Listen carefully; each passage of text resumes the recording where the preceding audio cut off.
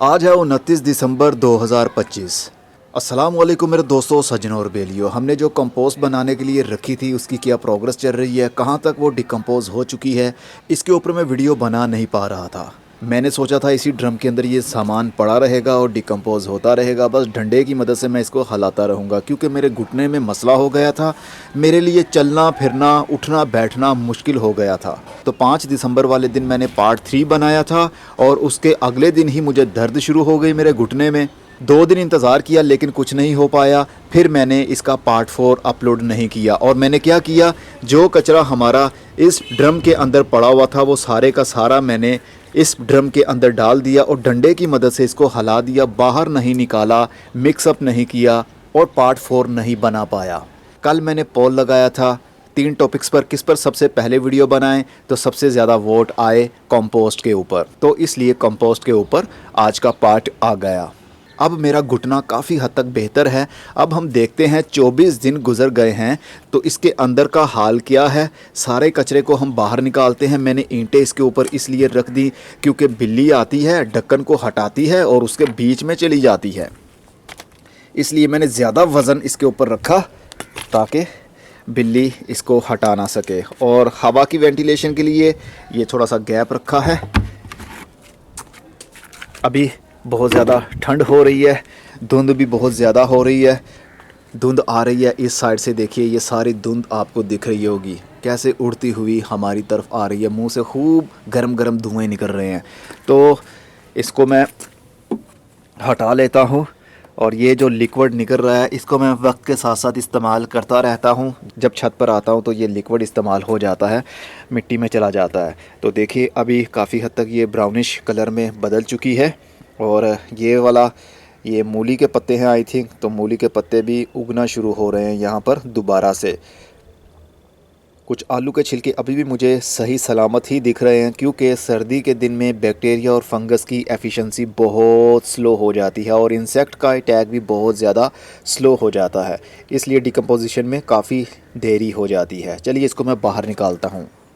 तो ये रहा सारा वो कचरा जो कि अब काले रंग में बदल रहा है, लेकिन मैं जिसको मिक्सअप नहीं कर पाया था वो मटेरियल एकदम वैसे ही पड़ा हुआ है, लेकिन वो गल ज़रूर गया है। इसको सही से मिक्स नहीं कर पाया था, मतलब इस काले मटेरियल के अंदर मिक्सअप नहीं हो पाया था।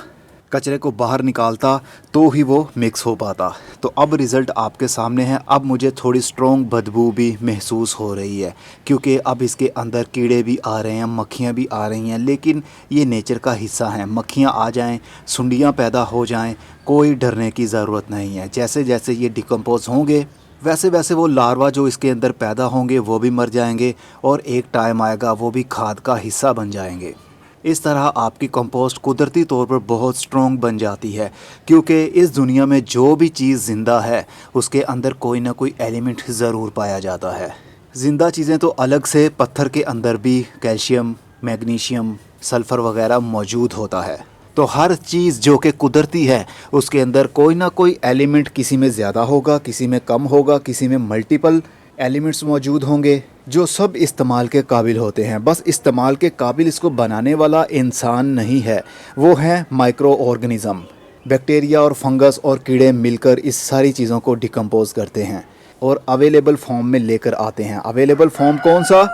जैसा कि हम कोई सा भी खाद इस्तेमाल करते हैं ना केमिकल वाली, वो होती है सल्फ़ेट फॉर्म में। और सल्फ़ेट फॉर्म में जैसे कैल्शियम सल्फ़ेट है, पोटेशियम सल्फ़ेट है, इस तरह का सल्फ़ेट फॉर्म में जैसे ही हम खाद पौधे की मिट्टी में डालते हैं तो फौरी तौर पर पौधे की जड़ें उस खाद को इनटेक करना शुरू कर देती हैं और पौधे के अंदर उसका रिज़ल्ट दिखने में नज़र आने लगता है।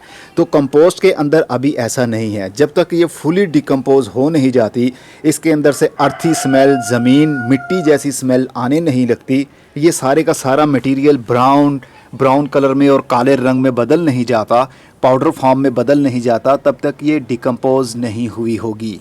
अभी भी कुछ एलिमेंट्स तो अपना आप खो चुके होंगे, मतलब वो अवेलेबल फॉर्म में बदल चुके होंगे, लेकिन बहुत सारे एलिमेंट्स जो कि अभी टूटे ही नहीं हैं, जो नैनो पार्टिकल्स में टूटेंगे वही तो खाद का हिस्सा बन पाएंगे।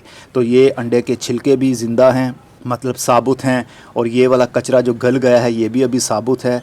नैनो पार्टिकल में बदला नहीं है। तो जो बिल्कुल पाउडर फॉर्म में बदल जाएगी, पानी के अंदर तकरीबन हल होने के करीब हो जाएगी, तो वो पौधे की जड़ में भी जा सकेगी। तो अभी इसको मैं थोड़ा सा मिक्सअप कर लेता हूँ और फिर से हम इसी ड्रम के अंदर भरेंगे। बस अभी मैंने इसको निकाला तो बहुत ज़्यादा स्ट्रॉन्ग बदबू थी और अब वो बदबू बिल्कुल दब चुकी है। जैसे ही मैं इसको थोड़ा फैला कर मिक्स करूँगा तो बदबू और भी कम हो जाएगी। एयर वेंटिलेशन इसीलिए तो इतनी ज़रूरी है। जिस जगह पर हवा ऑक्सीजन जा नहीं पाती वहाँ पर बदबू पैदा होने लगती है।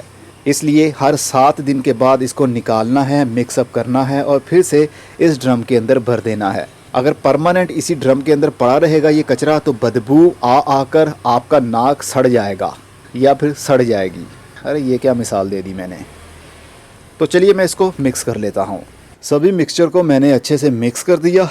कच्चा और पक्का जितना भी मटेरियल था बहुत अच्छे से उसको मैंने एक दूसरे के बीच में मिक्सअप किया है। और जो आलू का पीस एक पड़ा हुआ था उसने अपनी स्प्राउटिंग शुरू कर दी थी, वो पड़ा पड़ा ही उगना शुरू हो गया था। इसका मतलब हमारी कंपोस्ट डिकम्पोज नहीं हुई। और डिकम्पोज जब हो रही होती ना उसके अंदर हीट प्रोड्यूस होती है, लेकिन अभी तक हीट इसके अंदर बनी नहीं है। और अच्छी कंपोस्ट उसी को कहा जाता है जिस कंपोस्ट के अंदर जो भी हमने मटेरियल डिकम्पोज करने के लिए डाला था, इवन के अगर किसी सब्जी के बीज मौजूद थे या फिर कुछ ऐसे पौधे जो कि अपने पत्ते निकालना शुरू कर देते हैं वो वाले भी हों, तो जब वो सब कुछ डिकम्पोज हो जाता है तो कोई भी चीज़ उगने के काबिल नहीं रहती। इवन के इसके अंदर इस ढेर के अंदर कोई बीज भी पड़ा होगा वो भी हीट की वजह से ख़राब होकर गल जाएगा और डिकम्पोज होकर खाद का हिस्सा बन जाएगा, यानी उसका अर्क निकल आएगा।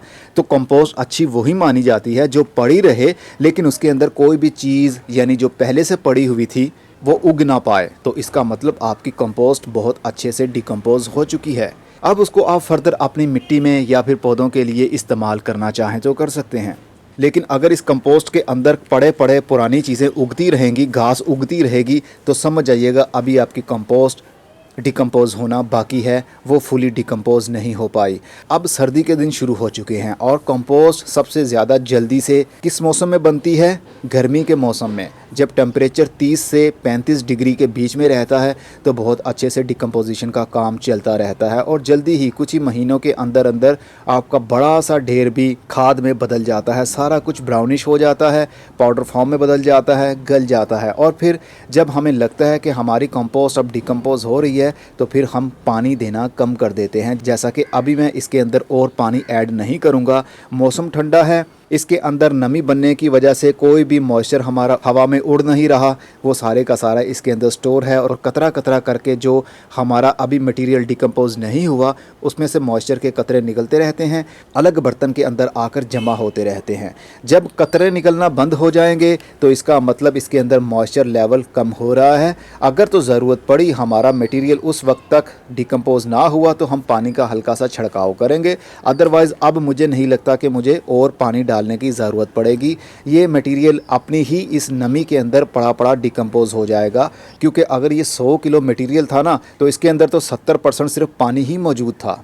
और जब 70% पानी निकल जाएगा तो फिर 30% या 35% हमारे पास कचरा यानी कंपोस्ट के रूप में जो मटेरियल बचेगा वो होगा। बाकी सारा पानी ख़त्म हो चुका होगा तो फिर हमारी कंपोस्ट बिल्कुल तैयार हो जाएगी। और जब हम इसको स्टोर करेंगे तो कितना मॉइस्चर होना चाहिए वो हम आने वाली वीडियो में देखेंगे। अब ये पार्ट 4 बन चुका है, अब पार्ट 5 तब बनेगा जब ये वाला मटेरियल फुली डिकम्पोज हो चुका होगा। हमने इसको स्टोर कैसे करना होगा वो हम उस वीडियो में बात करेंगे।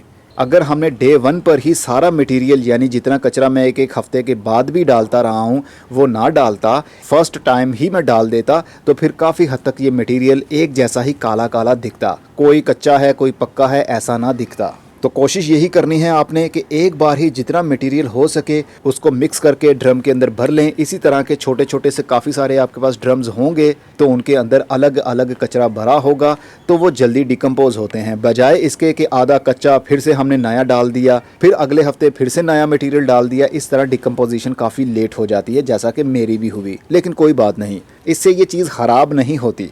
जो पहले से डिकम्पोज हो चुकी है वो तो डिकम्पोज ही रहेगी। इसका मतलब ये नहीं है कि जो डिकम्पोज हो चुकी थी अब वो ख़राब हो जाएगी या एक्सपायर हो जाएगी। कंपोस्ट कभी भी ख़राब नहीं होती, चाहे 100 साल पुरानी कंपोस्ट आप इस्तेमाल करें, बल्कि जितनी पुरानी कंपोस्ट होगी उसके अंदर माइक्रोबियल एक्टिविटी उतनी ही ज़्यादा होगी अगर उसके अंदर मॉइस्चर लेवल बना रहा तो। अगर ये कंप्लीट सूख गई तो फिर इसके अंदर माइक्रोब्स काफ़ी हद तक मर जाते हैं। फ़ायदा फिर भी देगी, अगर सूख जाएगी फिर भी फ़ायदा देगी, अगर गीली रहेगी फिर भी फ़ायदा देगी, क्योंकि जब बैक्टीरिया फंगस मर जाते हैं कुदरत ने उनके अंदर भी तो कोई एलिमेंट्स रखे थे, जैसा कि कार्बन रिचार्जिंग बैक्टीरिया भी इसके अंदर मौजूद होगा जो कि नाइट्रोजन लेता है, हवा से ऑक्सीजन लेता है, मिट्टी में स्टोर करता है। वो जब मर जाएगा तो उसके अंदर जो भी एलिमेंट्स होंगे वो भी उसी मिट्टी के अंदर शामिल होकर खाद का हिस्सा बनेंगे, और जो ज़िंदा होंगे वो खाद बनाने का काम कर रहे होंगे। मतलब बैक्टीरिया और फंगस ज़िंदा भी काम के हैं, मरे हुए भी काम के। जैसा कि दही के अंदर बैक्टीरियाज मरे हुए होते हैं, हम खाते हैं, हमारे लिए वो फ़ायदा देते हैं। अब आपने हर 7 दिन के बाद इसी तरह जिस तरह मैंने बाहर निकाला अच्छे से मिक्स किया, पानी की ज़रूरत नहीं अब देने की, बस ड्रम के अंदर डाला, फिर से उसी जगह पर रख दिया और ऊपर से कवर कर दिया, बस हवा की वेंटिलेशन थोड़ी सी होनी चाहिए।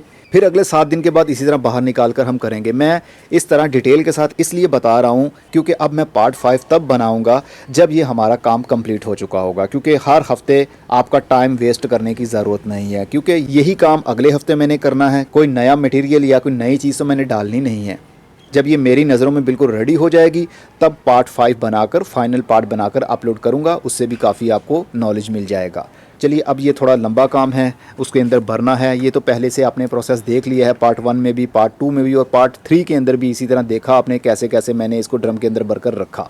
अब फिर से वैसे भर लेता हूँ। अब इसके फाइनल पार्ट 5 के साथ मिलेंगे। इसकी प्लेलिस्ट मैंने बनाई हुई है, how to make your own compost के नाम से। उसके अंदर इस वीडियो के सारे पार्ट्स मौजूद होंगे। आप इंट्रोडक्शन वीडियो से शुरू कीजिएगा, फिर पार्ट 1 आएगा, 2 आएगा, 3 आएगा, 4 आएगा और 5 जब रेडी हो जाएगा तब वो भी प्लेलिस्ट के अंदर ऐड हो जाएगा। अब मैं चलता हूँ, अपना बहुत सारा ख्याल रखिएगा। खुदा हाफिज़।